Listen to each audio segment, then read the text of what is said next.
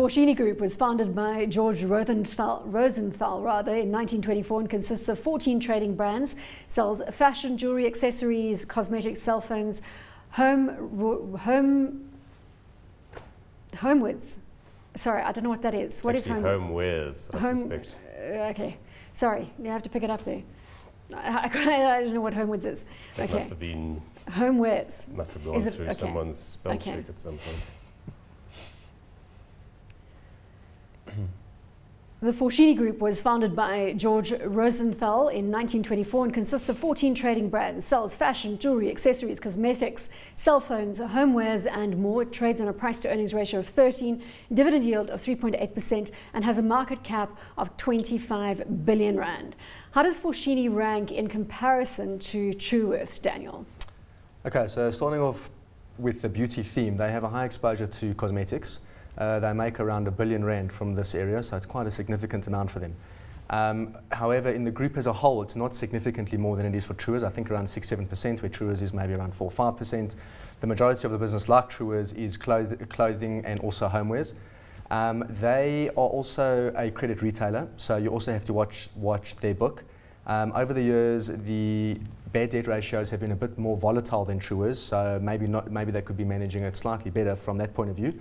But still, a well-run businesses. They've made big gains in efficiencies in the last couple of years, and the business is doing well. And their share price not looking too bad either, Paul, with a slight rally of late. Yeah, look, all of these retailers have had a rather patchy 2013, and this one slightly more than others. I think it fell from around 140 all the way back down to just below 100.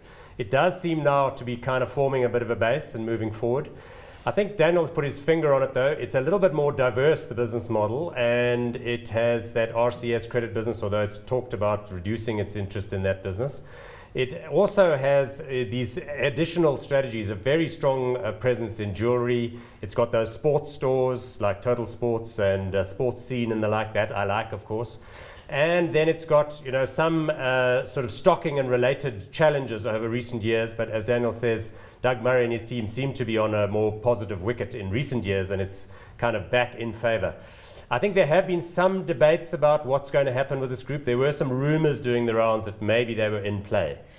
There's a cautionary, isn't there, around their consumer credit division, RCS? Yes, exactly. Daniel, you want to take that? Sure. I mean, okay, so they've got two books. One's in-house and one's RCS. RCS, it looks like it's being sold. So that's going to give them a lot more freedom on the balance sheet, which I think what they'll probably So this is a good move?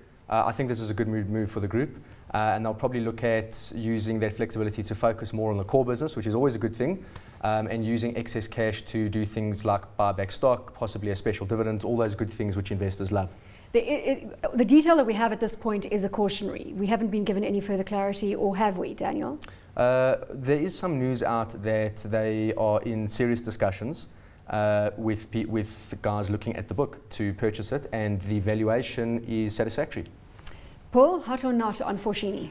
I like the overall mix. I think, you know, that at-home business has done really well. And as I said before, the sports stuff, I think sports apparel, specifically sort of luxury, people buying high-end shirts and that sort of thing, and going to the gym more and all that is a great particular niche. I've always thought that maybe this group ought to, you know, spin off or do stuff with some of its various bits and pieces, because the market's reached a point where that becomes possible. I think it's hot. I like the management team, and I think the business is probably undervalued relative to where it was some months or year or so ago. Daniel, hot or not?